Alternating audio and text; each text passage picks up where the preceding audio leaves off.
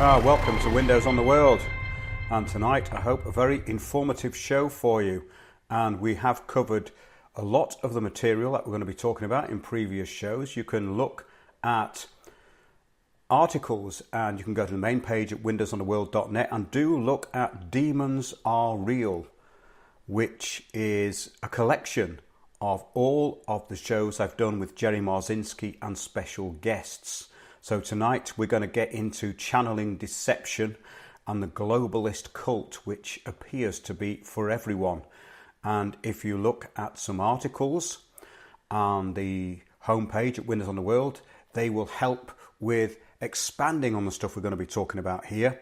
Yes, a globalist cult for everyone is a title which actually includes shows such as Cult of the New Age, the Cult of Self-Worship, and Selfism, End of Intelligence. These are things that we're going to be talking about. They all relate into the new narcissism, the new age of narcissism. There's another article you can look at called New Age Global Governance, and another one called New Age Agenda Explained.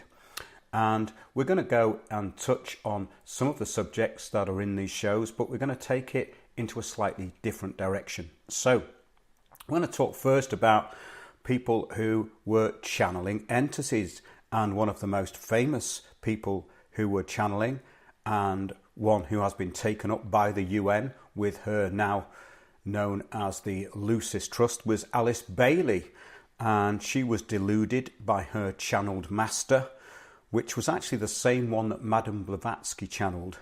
And how's this for a bit of delusion to start with?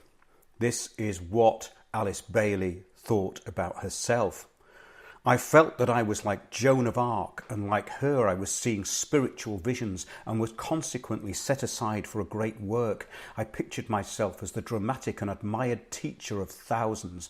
I was under observation and was doing what he wanted me to do. He told me things were planned. He did not tell me what to do. The masters never do. The master is a busy executive and his job is world direction. Now, which master are we talking about here? Because when we look at the inspiration behind all this, Madame Blavatsky, she said, and now it stands proven that Satan, or the red fiery dragon, the Lord of Phosphorus, and Lucifer, or light bearer, is in us. It is our mind. Well, since then, many millions have lost their minds through the New Age, through not only cult leaders, but also through authors, self-appointed gurus, and mainly a hell of a lot of charlatans. And there are now thousands of wannabe Blavatskys and Baileys, but much more dumbed down and full of self-worship, if that was possible to be more full of self-worship than Alice Bailey. Well, of course, we have to just remind ourselves that this stuff is very important for global governance. We are in a thing called the wilderness of the mind, the fourth world, the boundaryless world of the mind, where people will be brought into line through such practices as New Age and all of its neo-paganism, which is being used to collectivize people into acquiescing and to disempower them. We're going to be getting into this as the show goes along, but the deception has never been on a bigger scale than it is now, through networks of agencies, NGOs, and a global propaganda network with a focused aim. The post-truth world has really surpassed itself. Of course, we talked about the post-truth world a while ago. We did a few shows on it, and I think it was Guardian Phrase of the Year in 2015, which tells you all you need to know. There has been a massive increase, though, in fakery, hasn't there? Especially the type which deludes and disempowers, under the banner of empowerment, of course, and gaining knowledge. The New Age is full of delusion, deceit, and self-worship. And in this show, we will look at what is known as channeling and how seances use Ouija boards and are a sure way to cause disruption and even possession. Well, over the years, I've done many shows with retired psychotherapist Jerry Marzinski. Again, do look at Demons Are Real on the homepage at windowsontheworld.net, of course. And from his work in state prisons and mental asylums, he found out that opening up avenues through seances had led to outright possession by demons and at least lower entities which harass and plague their victims. Now, Jerry dealt mainly with paranoid schizophrenics, and many of these were suffering not from anything which can be explained in the medical world, but they were actually victims of spiritual possession, and they were having a battle with these demons which had come into them and taken them over. Also, in spiritualism, these entities imitate departed ones, as they have knowledge in their system of everything to do with the person who is the receptor to this information field. That's a really important point, because when we channel things, what are we channeling? We don't know. They are, it appears to be, low level entities which are there to delude people and lead them astray because they have nowhere else to go. As an overview of how channeling and spirit guides, witchcraft and pagan deities have become mixed up and misrepresented and, well, essentially dumbed down into pop culture, we get the comedic delusion of the current new age. The mainstreaming, of course, of black magic was always for a purpose. The more chaos that can be spread, the more disempowered and disturbed minds, the better. It is easy to control those who lose their minds in cults. The level of nonsense coming from self-appointed healers, gurus, shamans and other charlatans is now comedy gold, but of course also dangerously deluded. And of course they open themselves up and their gullible followers to possession, attachment and, at the very least, interference. The same words are used by all the self-appointed instructors. It is a group of cliches revolving around things they have read or their association with other charlatans and grifters. These people, in my opinion, have no depth of conviction but manage to delude themselves into thinking, that the world revolves around them by associating events in their lives with some master plan that again revolves around them and those they meet, of course, who are all in this same mind game. In effect, a group mind virus or group egregor.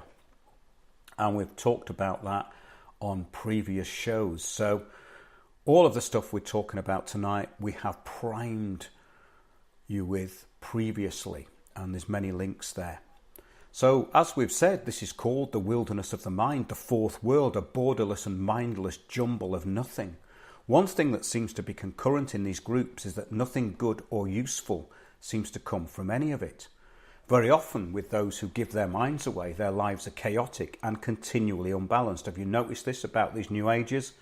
They seem to be all over the place. They delude themselves, but often they make completely the wrong decisions. This is in my experience, because when I've been around these people, I will notice that the decisions they make are intrinsically wrong about everything, almost as if they are under the guidance of something quite malevolent. And this belief system was described in The Aquarian Conspiracy, written in 1980 by Marilyn Ferguson, and it's carried on and on and on. It was in fact used to bring millions under control. And this is the biography I'm going to read out of one such numpty speaking at a conference, wait for it, called Portal to Ascension. So this person and many others on the list there of these self-appointed shamanic gurus, whatever they want to call themselves, you'll hear now, because this is the list. Spiritual mentor, Jaguar medicine woman, shamanic guide, Melchizedek master and mystery and light weaving healing school founder and spiritual empowerment teacher. Well, how about that for starters? Modesty is nowhere to be seen amongst attention-seeking grifters in this global industry of waffle. How can somebody describe themselves in those terms when those terms have no actual reference to anything that they've learned in the past? This person and many others on this particular group egregor refer to themselves as visionaries who have travelled dimensions, and they embody the Akashic record. They have access to everything that's ever happened, of course. and they are shamanically trained at healing and well versed in the mysteries of the Mayans, the Celts, the Lakota Sioux, the Aztecs, the Egyptians, goddess and Priya yoga, and the Yogananda tradition, and many more of these Hinduism for Western cults. I mean, when you see a middle-aged woman called Shakti, if they're not actually Indian, run a mile. You will thank me for that advice, I'm sure, when you encounter these types of people. It says here, 8 years of living with the Yucatan Maya and experiencing ceremonies in sacred temples, caves and vision questing has awakened past life powers of shape-shifting, biolocation, transcending time and elemental medicine magic. The undisciplined waffle and the way these people talk about this stuff as though it's all one continuous opening of some great lotus flower is absolutely ridiculous. Past life powers, well, I've definitely seen a few people shapeshift, and not for the better. The appetite for delusion is never ending, as long, of course, as it boosts the ego. But what do they actually do? Well, then, of course, there are descriptions of doing plant medicine with a load of other numpties who paid a fortune for poisoning themselves and throwing up into bowls. And here are a few more word salads of the awakening mentioned at this and other events. Ancient sacred powers, mystery schools, of course, temples, crystals and stargates, awakening through the sacred feminine, dream weavers, shamanic journeys, elementals, mermaids, goddesses, fairies, Mayan, Aztec, Greek, and of course, let's bring it all back home, Avalon. All this is from the same biography, which ends with a statement that they can help you in finding your true soul purpose. And the clients of this charlatan say she is a heart chakra with legs. Strange that they all say the same thing. How can all the clients say that? I wonder why they say that. Open is the key word, of course. Open yourself voluntarily. That is what this is all about. To open yourself up to the unknown and the dangers of what is actually out there in the other dimensions. So experience the ascension, of course, and feel the grift.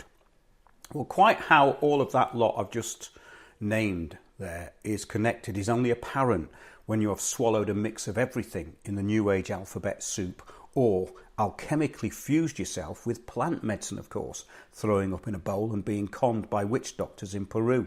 And see our show, Dangers of Plant Medicine, for a real account of someone who went too far on an ayahuasca binge and has been living with a demonic entity inside them ever since. Opening portals when you are not in your own mind is one of the easiest ways to become possessed, or at least have entities attached to you. They needed your consent and they got it. To use this alchemical or just chemical alphabet soup, it helps to have primed yourself with copious amounts of things like A Course in Miracles, the Celestine Prophecy, The Power of Now, Deepak Chopra, David Icke, the UN crowd, of course, who support the Lucis Trust. Alice Bailey actually set up the Lucifer Trust, and it's now named the Lucis Trust. They have seats at the UN, and the UN actually use the Lucis Trust's invocation of light to Lucifer in opening some of their meetings. And this New World religion is based on the lostness of the mind, or the wilderness of the mind, where people will be coerced into being overtly controlled through drugs, delusion, propaganda, and relentless, in reality, of course, mostly self-inflicted trauma. And of course, those that lead millions into the wilderness of fake awakening, the gurus and cult leaders. On a higher governance level, these con artists are very useful to control large numbers into mindlessness, whilst if they had not gone to these indoctrination camps, they could have been doing something useful, but possibly, of course, detrimental to the UN Agenda 2030 goals, which underpin a lot of this stuff. This is part of a global governance system to disempower as many people as possible and get them to be acquiescent to these people who will lead them up the garden path. Well, gurus, of course, are useful to world governance. Ask Sadhguru, Osho, or, well, Osho's dead, I think, but there's another one with a similar name. I can't remember what his name is. They all say the same thing. They all use the same basic control techniques. These fakes, like Sadhguru especially, epitomise the deceptive but simple wordplay and BS mixed with UN and globalist propaganda which he spews all day long. Well, of course, all this has a long history. Look up David Spangler, Doreen Virtue, the UN-backed elders, and of course the oldies, Blavatsky, Bailey, Marilyn Ferguson and the Aquarian Conspiracy, just to name a few. So many more of them and so little time, but as the gurus say, when they themselves have nothing to say, time is created in your own consciousness. Well, it's not if you're stuck in the middle of the audience and can't get out when someone like Sadhguru or any of the other template waffle for Westerners are on stage. Time is created in his consciousness until he has waffled and paused his way through several hours of your time. Remember, of course, that they all wait ages before giving an answer as though something divine is coming to them. And when it actually comes out of the mouth, you can't believe how banal, ridiculous, and actually insulting to the intelligence it really is. Just when you think it's going to stop, yet another plant in the audience at these events asks a banal question, which will not, of course, be answered, but another 15 minutes of drivel will flow effortlessly. Again, with lots of pauses. If you want to make sure you don't get a straight answer, always ask a guru. Well, I know because I have. They actually know nothing, but are experts in how to divert away from a question and use banal psychological manipulation. And many people in the East, of course, know this. When I've travelled, I've found this, that these charlatans get short shrift from the locals, but of course they're entertained by the tourist. Much like the more ethereal negative entities we are going to be talking about here. That's the gurus, of course. They are, in a way, part, and a big part, of the virus of the mind. And we're not even including those that join New Age indoctrination cults, which operate with charities and NGO status in every country in the world. But apart from the wafflers and charlatans, there is a real and mostly misunderstood and dangerous reality to all of this surface chatter. Well, we're going to get into that just after a break, because I've been going for 18 minutes and it's quite a lot to take in, isn't it? See you in a couple of minutes then.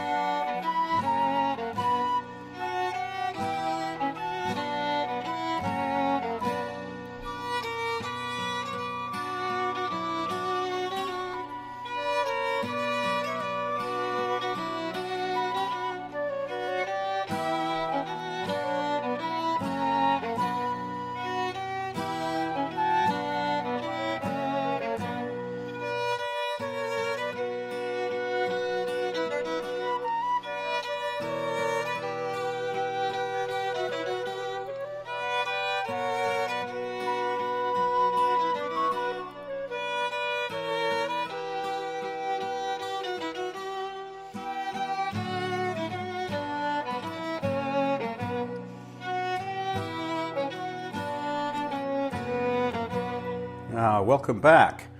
We have gone over a lot of this material apart from what we're going to be talking about next in many previous shows. We're going to get into some quite serious stuff here. Hope you found the first part of that useful and insightful, because sometimes the spell has to be broken, and the amount of new age charlatans and wafflers around at the moment is more than I've ever seen. The thing is actually getting worse and worse and worse, and the delusions are getting more and more. And the solutions to all this are getting actually further away, which is the whole purpose of this show. The often used term spirit guide is, of course, yet another name for a demon or low spirit. And if you think that I'm being presumptuous here, there is a lot you can learn by looking at what these people say their spirit guides are telling them. Often it's what they want to hear, but this is usually, in my analysis of many different cases, accompanied with a lot of unbalance and disruption. And I've seen this close up. Yeah, it appeared that most of these spirit guides were in fact deceptive, low spirit attachments, or even demons, or at least disembodied spirits of the petty-minded and the non-ascended dead. Well, what I mean by that is people who can't move on after they've died. This may in some cases not be their own fault, because often when people die in, say, a bomb blast or something sudden, it takes them a while to get through all this. Well, you say, well, how does he know that? Well, there's a great book by Howard Storm, and it's about coming back to life. He was pronounced dead, and they'd given him morphine, and he went through a lot of different lower dimensions trying to find his way out. And those are the sort of people who are trying to find their way out. But there are some people who've been in low dimensional activity all of their lives. If they have spent most of their time in pubs, they don't have any higher thinking, or they are addicted to anything which controls them, then after they die, they will still be looking for these kind of addictions, and they will latch onto people. They will latch onto alcoholics and jump into their bodies. There's a great book called Return to Tomorrow, and it's all about, it's Private Ritchie, actually. It's someone who joined the US Air Force, and it's all about what happened to him when he was in an RAF hospital. And he left his body because he was very, very ill, and he saw his comrades and his commanders and the people who were in his unit in the bar. And he could see that these hungry ghosts, these spirits, these entities were waiting to jump into them as they got more and more drunk. And of course, once the entities jumped in, their behaviour got worse, and some of them would start fights, or they'd start getting abusive. And we see this happen in pubs. It just happens out of the blue, doesn't it? Someone will just start a fight or start an argument for apparently no reason. And it's not just the drink. It is, of course, the demon drink. That's what's doing it. So, yes, the deceptive low spirit attachments, demons, disembodied spirits of the petty-minded and the non-ascended dead. Well, they, of course, tell the victim what they want to hear, then get a kick out of not only controlling their lives through bad advice, but getting off on the misery they are causing. They feed on it. This is their food. I've seen that too. And when I saw a painting of someone's spirit guide years ago, it was a face that no one should trust. But of course, on the other hand, appearances can be deceptive, and they can appear as something very beautiful or trustworthy. Take, for instance, the demon Lilith or the blind god Samael. And see our show, Demons of Babylon, where we went into lots of different types of demons. And this goes back to the Babylonians 6,000 years ago. Of course, it's been going on a lot longer than that. Well, so much for ascension in these present times. The Great Awakening has really turned into the Great Dumbing Down. But that doesn't mean it's a bad thing. It means that those who are starting to hone this down will really get it. They will be people who can spread decent knowledge to those who are ready for it. And of course, in the Aquarian conspiracy, the delusion started when Marilyn Ferguson said, you know, the teacher arrives when the student is ready. Well, actually, no, the charlatan arrives when the student hasn't got a clue. And that's the New Age. So, yes, another show we did, Ascending to Nowhere, 5 Dimensions of Nothing. That was another show on this subject. So those that plague the lower astral realms are historically known as the dead that cannot or could not move on, so stay there and exist in the petty-minded and malevolent realms, leading people astray, causing misery, addiction and manipulating their victims to acquiesce to their demands and slowly destroy lives. In some cases, even though the person knows they have an entity, they become used to sharing their world with it and the relationship becomes symbiotic. I've known several cases of this also, and Jerry Marzinski has reported it in quite a few of his shows. So, as if the world needed more attachments and possession, the BBC recently reported couple plan to use chapel for spooky seances. An 18th century chapel is set to be used for seances by its new owners. Well, what could possibly go wrong? I'm sure they're going to find out. Laura and Eric Rowton hope to create a museum of the paranormal and spirituality. Spirituality is one of the most abused words in the present time, isn't it? And all this is to happen at Carmarthen's Penuel Chapel. A lot of people, they say, take a lot of comfort from reaching out to the other side, Miss Lawton said. The couple bought the Grade 2 listed property in August, partly because of its paranormal history. Well, I know plenty of people who actually moved out of places because of the paranormal history that these places contain. It says, but Penuel Church, which used to hold services in the chapel, said the plans were not in keeping with its ethos, values or beliefs and that it was not associated with the museum. Well said. Well, the use of Ouija boards during seances is consenting to be invaded by whatever is lurking around, looking to cause mischief. And that's exactly what these people say they are going to do.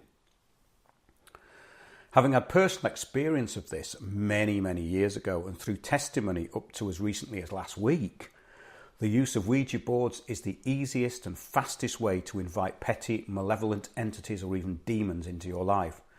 You don't need channelers and rituals. This is like plugging into the mains. In a recent conversation I had, someone who used a Ouija board summoned an entity which they believed was a deceased close friend.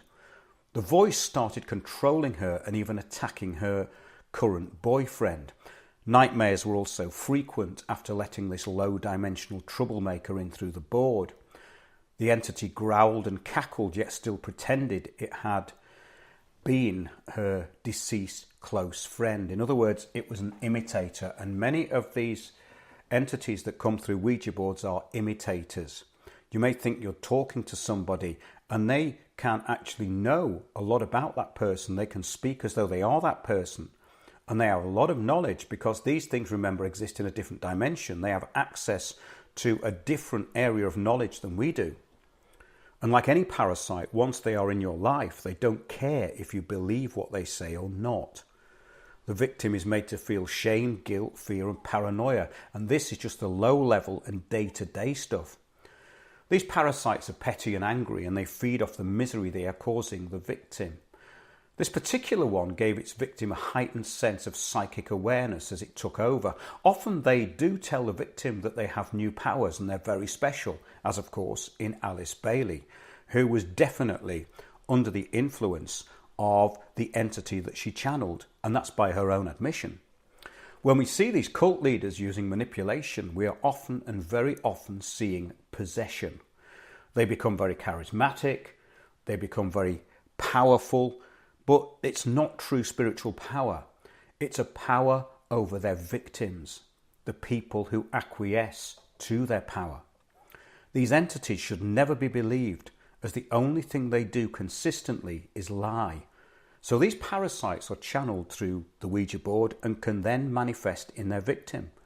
The voice of these parasites can take over the victim completely, as in full-on possession, but attachment and interference seem to be a lot more common. In fact, more common than most realise. I have known them enter the room at least and cause material changes, as in sounds, footsteps, and even making objects disappear and then reappear. And once I witnessed a Victorian leaf table split open. You know those tables that fold up and there's two sides and you put them together? They make a table.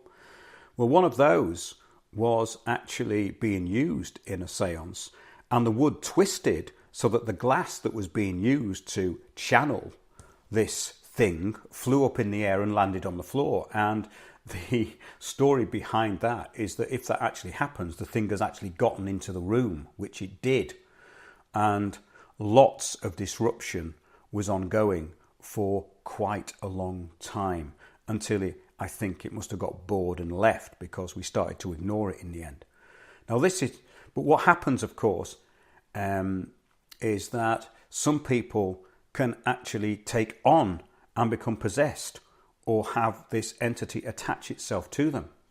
So this is nothing more than channeling anything that happens to be around, which has nothing to do with you, nothing to do with anybody else in the room, but is there merely to cause trouble and has a desire to feed off the fear and misery of you, the victim. And a lot of this is very petty.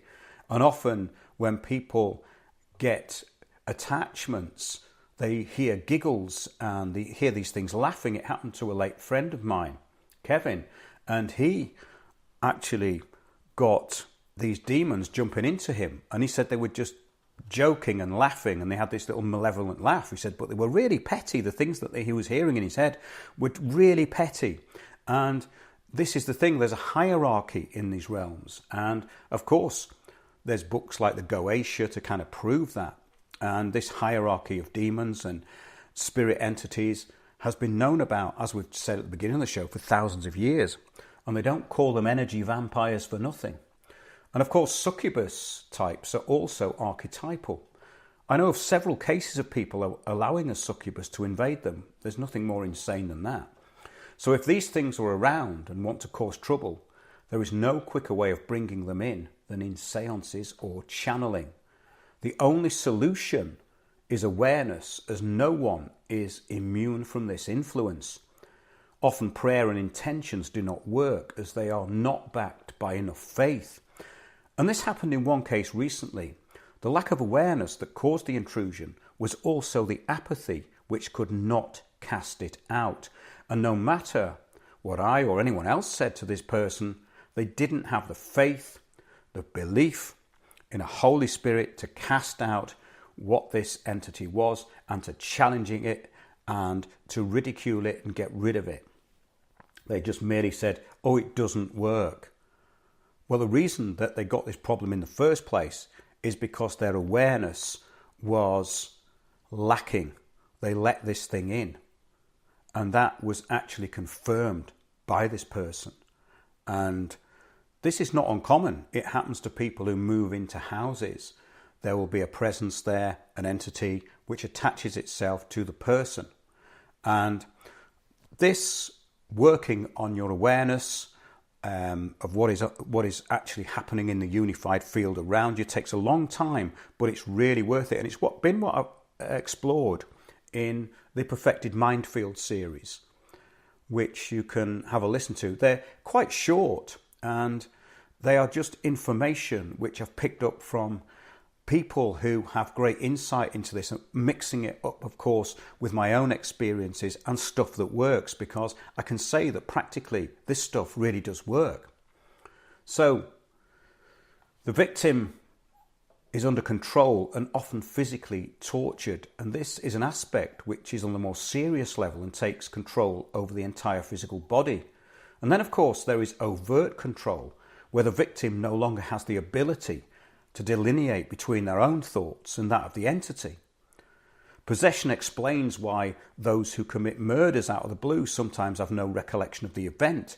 It is out of character because it was not them that did it. And there was a case like this recently, and I sincerely believe that this girl who killed her parents didn't actually know she did it, because she said she had no recollection of it whatsoever.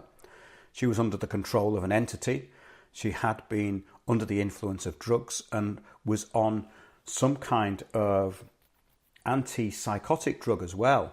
And of course, these drugs can really stop you from being in touch with yourself and put you into very strange moods. In other words, they take you out of your own mind. And it seems that keeping away from all channels that assist and facilitate any of this is essential, which is why the New Age is now such a minefield. And it's a minefield with people in that minefield who are blind to what is going on around them. All New Age and magic rituals, groups and cults assist with these intrusions. The opening of oneself without awareness and through passive meditation is also an open invitation. When meditating, one should be with awareness and active meditation, which means that you are experiencing everything and you have a heightened awareness. You are not acquiescing to something. You are not opening your mind with a blank page which is there to be filled.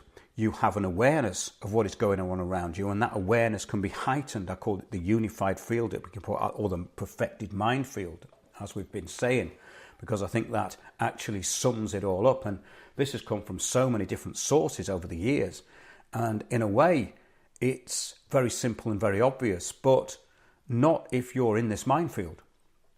So this opening of passive meditation as an invitation to whatever is out there is how the cults for Westerners operate. They get them passive through acceptance and then start controlling them. The mind virus of unaware people and their group egregors can affect those who may think they are immune. Of course it does, unless that is they can properly control what comes into their biosphere. Again, the perfected mind field, being aware of what's going on around you. Our shows on the perfected mind field have been dealing with all of this, so do have a listen to them if you get a chance. And even on our YouTube channel, we have a playlist called the perfected mind field. So the ability to be aware of every thought you have and know when something is not your own thoughts is essential, especially in the times we're living in. And this is what our shows on the subject of intrusion and possession have covered.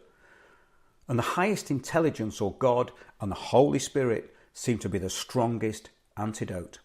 These entities, it seems, operate in a hierarchical system, a system which means they have rejected the divine or believe that the divine has rejected them.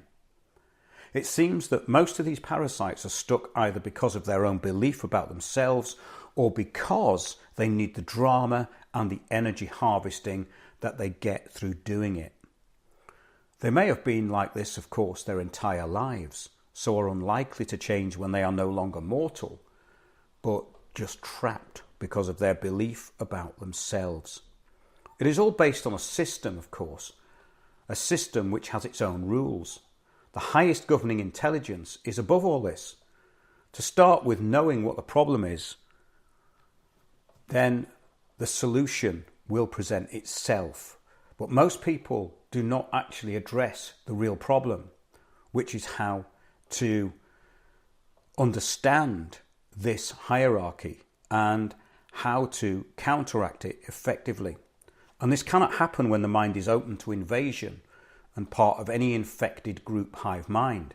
It seems in this system that there is only one true divinity and Holy Spirit.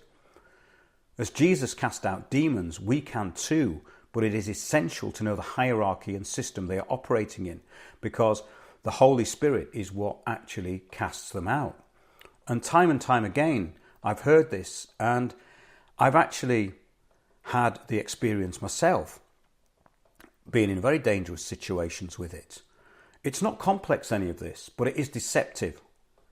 The only consistent thing these entities and demons do is lie.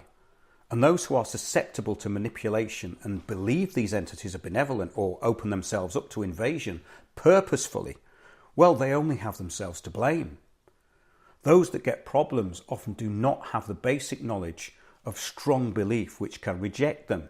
They instead go to charlatans and self-appointed masters of nothing who say they can remove entities.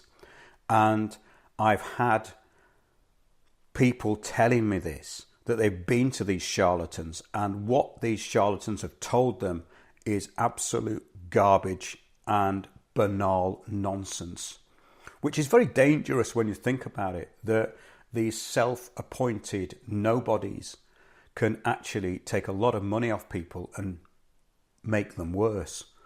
Well, we've got the NHS for that, haven't we? We've got the allopathic medical profession, which gives the drugs which actually cause the problems. So why do we need more of it? Why do we need more of these charlatans? Because the New World system is enabling them.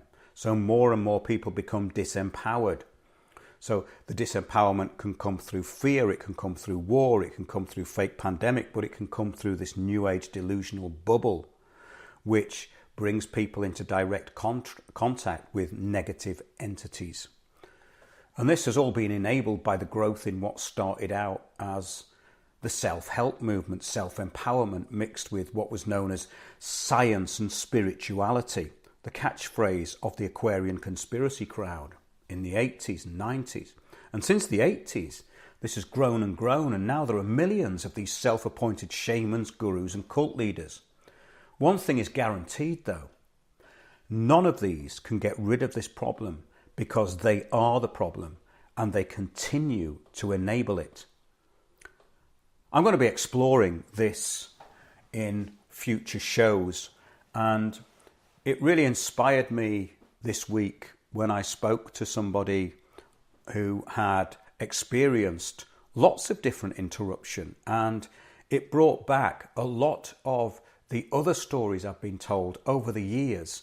And as I said, it's happening recently. People are actually getting this more and more. So we have to look at things objectively. And the answer to a lot of this stuff is simple. So do look at our shows, Demons Are Real. Go through our stuff on the New Age, the shows that I've pointed out, and be very aware that the purpose is to get you under control. And if you're under control of a negative entity, then that's pretty much job done, isn't it? So on a practical level, it pays to develop awareness of all this. Hope you enjoyed the show. I freestyled some of that, and a lot of it came from memory. So I hope it was useful, and do keep in touch through the website. Do support the show if you can. Send me an email at info@windowsontheworld.net. You can support us on PayPal and Patreon, but we have a monthly club where people can contribute to the costs of doing the shows. And also, the information that people send in is very, very helpful, so keep doing that. So that's it. Until the next show from Windows on the World.